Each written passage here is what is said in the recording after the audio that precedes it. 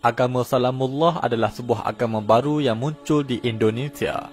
Pengasasnya adalah seorang wanita bernama Lia Aminuddin atau dikenali sebagai Lia Eden. Agama ini juga kadang-kala disebut sebagai agama Lia Eden. Agama ini bermula daripada gerakan ajaran sesat sehingga mereka berubah menjadi sebuah agama yang tidak ada kaitan dengan Islam. Lia Aminuddin dilahirkan pada 21 Ogos 1947 di Surabaya, Jawa Timur, Indonesia. Beliau lahir dalam keluarga Muslim. Ketika beliau berumur 19 tahun, Lia telah berkahwin dengan Aminuddin Dey, seorang pensyarah di Universiti Indonesia, dan mereka dikurniakan 4 orang cahaya mata. Pada awalnya, Lia merupakan seorang suri rumah yang hanya menempuh di sekolah menengah sahaja. Dan beliau mempunyai kepakaran dalam mengubah bunga. Menurut Lia, pada malam 27 Oktober 1995, berlaku satu peristiwa yang dikatakan telah mengubah prinsip hidupnya. Beliau mendakwa telah dihadiri oleh malaikat Jibril yang telah berupa dengan wajah seorang tokoh kesufian iaitu Habib Al-Huda. Setelah itu, Lia Eden mendakwa kononnya beliau telah menerima bimbingan daripada malaikat Jibril secara terus-menerus sejak 1995 sehingga kini. Di dalam tempoh itu, beliau mengatakan bahawa Tuhan berfirman bahawa Lia Eden dilantik sebagai pasangan Jibril sebagaimana ditulis di dalam kitab-kitab suci mereka. Lia Eden cuba menarik pengikutnya seramai mungkin dan jumlah penganutnya hampir mencecah ratusan orang. Akan tetapi disebabkan beliau mengeluarkan kenyataan yang kontroversi seperti beliau mendakwa dirinya sebagai Imam Mahdi. Oleh disebabkan itu, Majlis Hakim Pengadilan Negeri di Jakarta telah mengenakan hukuman penjara sebanyak 2 kali ke atas perbuatannya itu. Penjara pertama beliau ditahan selama 2 tahun dan kali kedua beliau ditahan selama 5 tahun. Selain menganggap dirinya sebagai menyebarkan wahyu Tuhan dengan perantaraan Jibril, beliau juga menganggap dirinya memiliki kemampuan untuk meramal hari kiamat.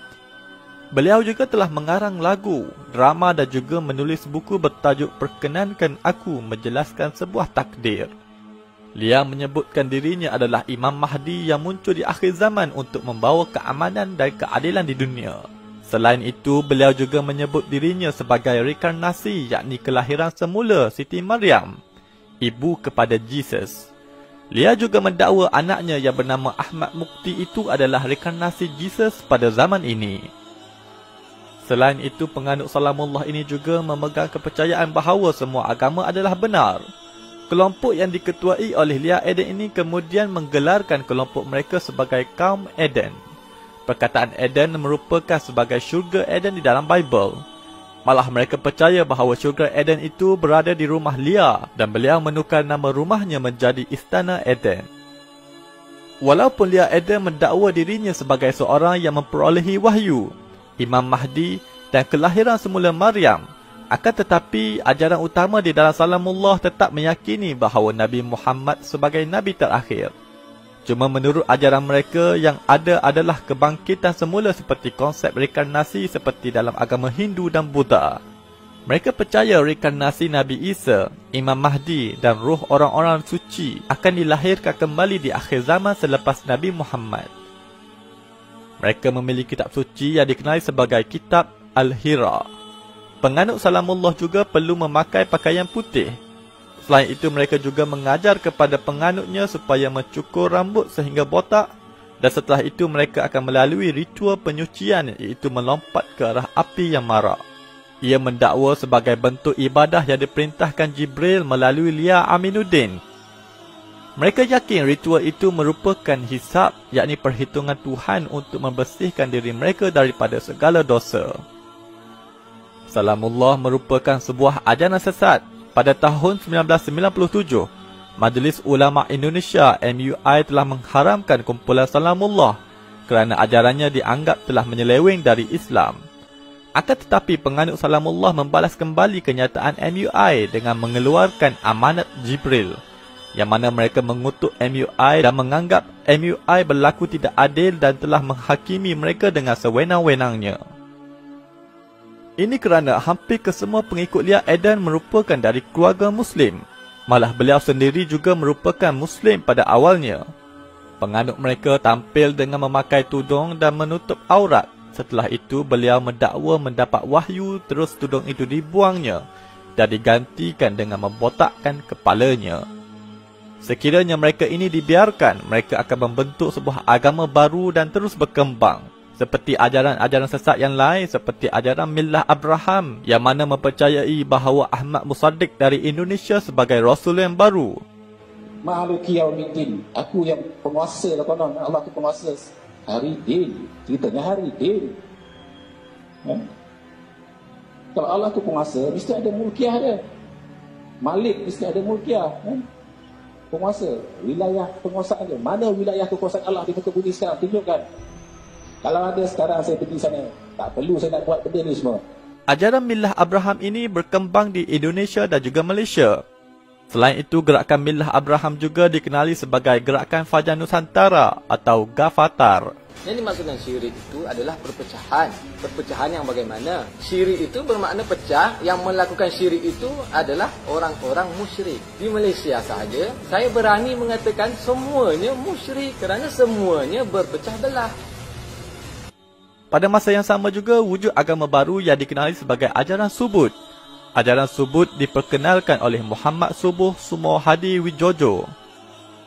Sekarang ini, ajaran Subud ini telah menjelma dalam bentuk sebuah agama baru dan ia juga turut tersebar di Eropah. Subud merupakan ajaran yang sinkretis dari fahaman New Age dan juga Hindu dan Buddha.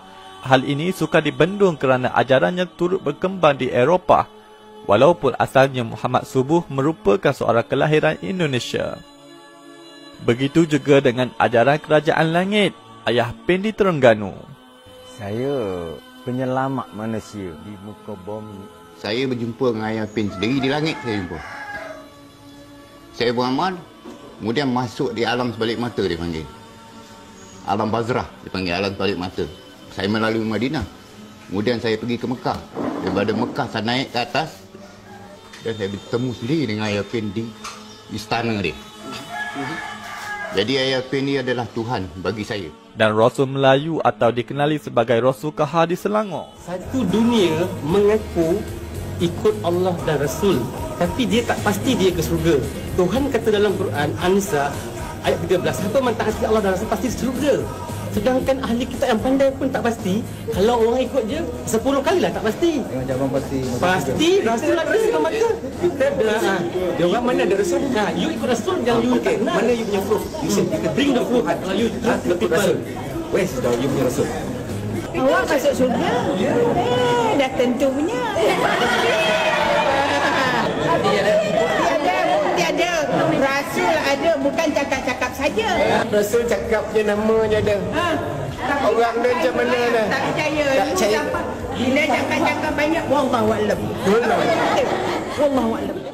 Ajaran-ajaran sebegini sekiranya mereka tidak dibendung dan dibiarkan berkembang, dan tidak mustahil pada suatu hari nanti mereka akan menjadi sebuah agama baru yang pesat berkembang. Saya dah diutus Tuhan jadi Rasul bagi orang Melayu ni dah 20 tahun. Jadi dah sempurna kitab Tuhan tu, kitab Al-Quran tu saya jelas sampaikan. Jadi saya terpaksalah letak jawatan. Sebab tak ada apa lagi yang nak saya sampai, dah sempurna.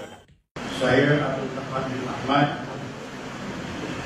mendahirkan penyesalan yang amat mendalam dan bertaubat dengan penuh kitab.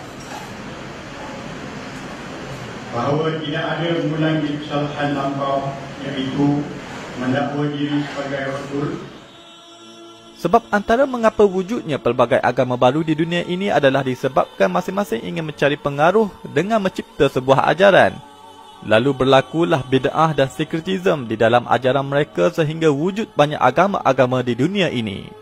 Ini saya cipta agama Hindu dulu. Saya pencipta agama Hindu ni. Tapi saya tahu pencipta. Saya dulu nama lain. Sekarang ni nama lain. حديث النبي صلى الله عليه وسلم لا تقوم الساعة حتى يبعث دجالون كذابون قريبا من 30 كلهم يزعم أنه رسول